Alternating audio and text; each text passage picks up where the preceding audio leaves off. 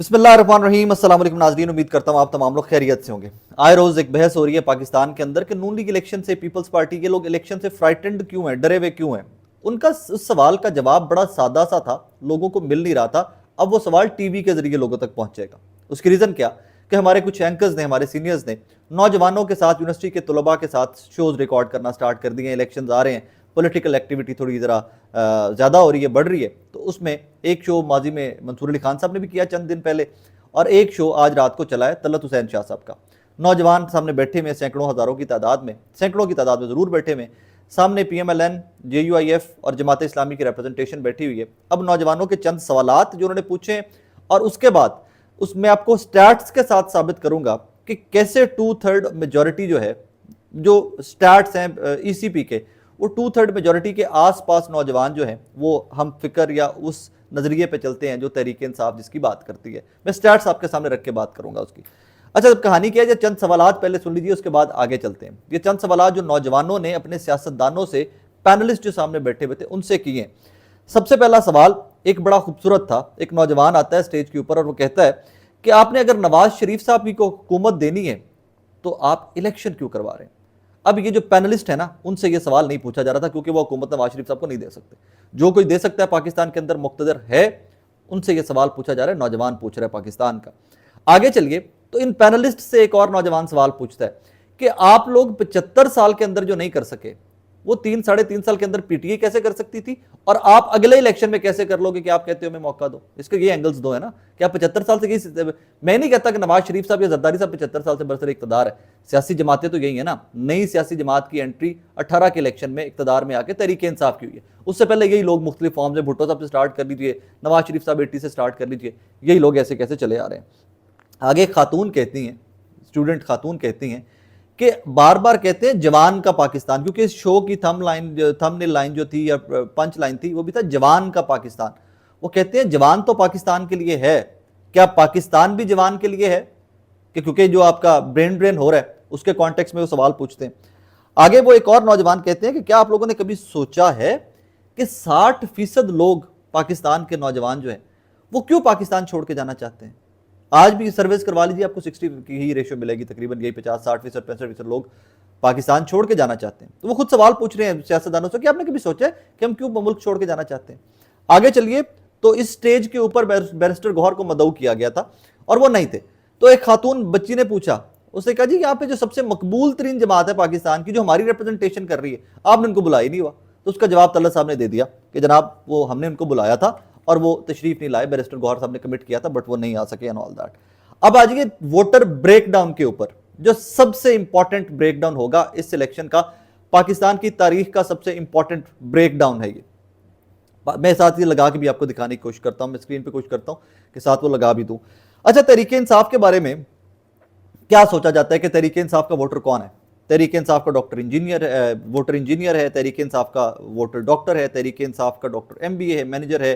तहरीक इंसाफ का वोटर वो है जो पढ़ा लिखा है, मैट्रिक पास ही सही, मेरे जैसा कोई FA पास सही, कोई दूसरी जमात फेल सही, लेकिन पढ़ा लिखा है, जिसको शऊर है दुनिया का। और ये शऊर कहाँ से आया है, इसके ऊपर भी बड़ी प्रैक्टिकल सी है। ये वो तमाम लोग हैं जिन्होंने सोशल मीडिया का दौर देखा है, जिन्होंने लैपटॉप देखा है, जिन्होंने कंप्यूटर देखा है, जिन्होंने अपनी ज़िंदगियों के अंदर गैजेट्स इस्तेमाल किए हुए, ये तहरीक इंसाफ के ज़्यादा वोटर है।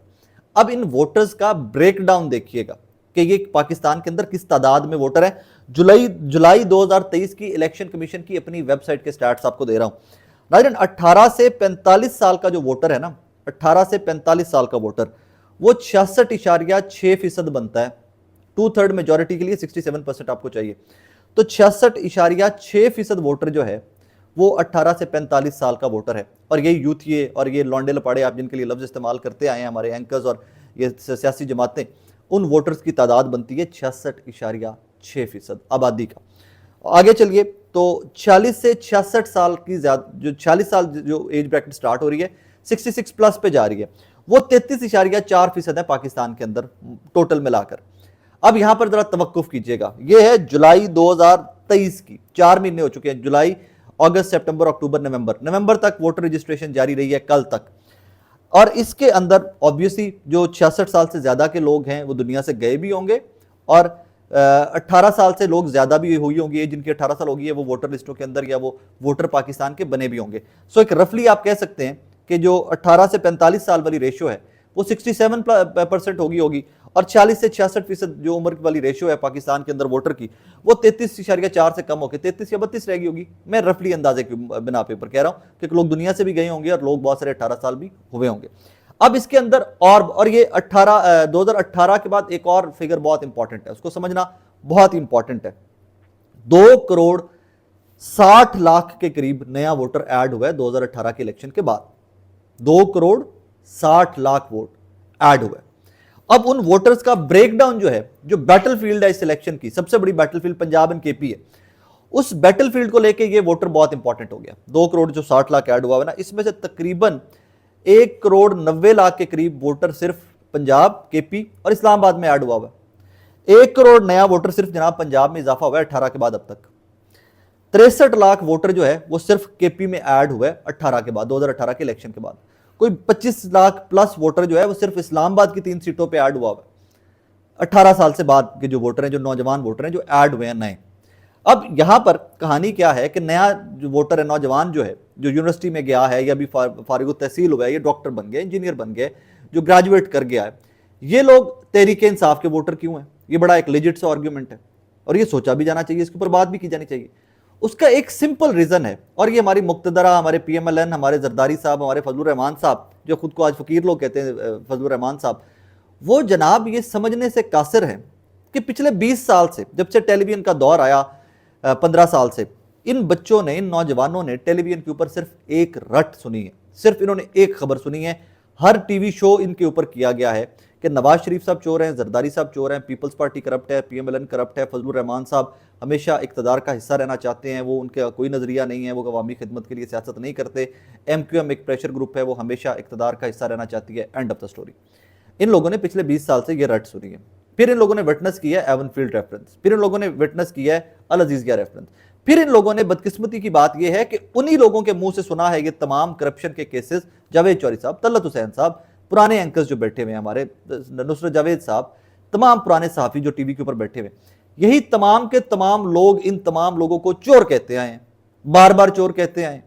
आज एट वंस नवाज शरीफ साहब जो हैं एवन फील्ड रेफरेंस से बरी हो जाते हैं जस्ट बिकॉज के मैरिट्स के ऊपर केस नहीं सुना जाता और नया भी बैकआउट कर जाती है। नैब कहती है सानू कोई एतराज नहीं, बरी कर दो, हम केस को परसुई नहीं करना चाहते फर्दर आगे।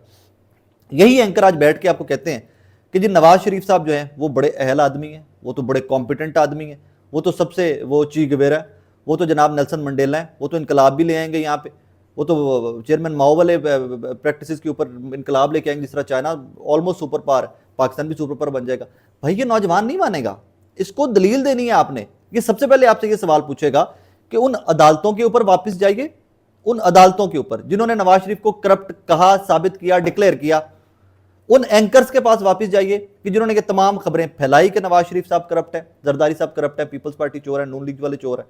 उन एंकर्स को जाकर साइड पे कीजिए, उन अदालतों को जाकर, उन जजेस को, रिटायर्ड को, जिनसे ये फैसले करवाए गए, जिन्होंने किए, उनको सजाएं दीजिए।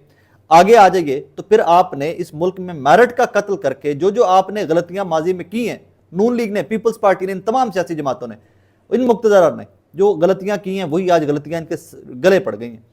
आपने मेरिट का कत्ल कैसे किया कि 70-75 साल का बाबा आज भी नौकरी पे लगा हुआ है, आपका नया पढ़ा लिखा जिसने मास कॉम की डिग्री की है, जिस स्टूडेंट ने, वो आज भी डिजिटल मीडिया का माइक लेके 15,000 20,000 की नौकरी कर रहा है। आपको किसी न्यूज़ चैनल में उनको घुसने नहीं दिया गया क्योंकि पॉलिटिकल पार्टीज अपने अपने सहाफ़ी स्लॉटों पे बिठाए हुए थे भाईजान। शोज वो करते थे जी फलाना नवाज शरीफ साहब का फेवरेट एंकर है, थपकी है, फलाना पीपल्स पार्टी का फेवरेट एंकर है। हमने देखा कि यार जरदारी साहब आके यहाँ पे टीवी के ऊपर आके हामिद मीर साहब की बहाली की खबरें और हामिद मीर साहब के शो को दोबारा ऑनर उनकी खबरें पीपल्स पार्टी के शरीक चेयरमैन सुना रहे हैं आके। तो जो जो मेरिट का कत्ल इन सियासी जमातों ने, मुक्तदरा ने, इन तमाम लोगों ने किया जहां जहां के ऊपर आके, वही इनके पेटे पड़ा हुआ है। आप नए एंकर्स आने देते, आप नए सहाफ़ी आने देते, हो सकता है वो ज़्यादा मेहनत करके, ज़्यादा बेहतर पढ़ के आगे नई चीज़ें लेके आ जाते। वो कहते कि यार वाकई नवाज शरीफ के साथ माजी में ज्यादती हुई थी। भाईजान वही लोग जो कहते आए हैं कि जनाब वाला नवाज शरीफ साहब करप्ट है, डिक्लेयर्ड है, सरे महल की स्टोरीज आज भी याद है, आज वही सहाफ़ियों में बैठ के कहते हैं कि नहीं नहीं वो ठीक है। किसकी मानेंगे लोग?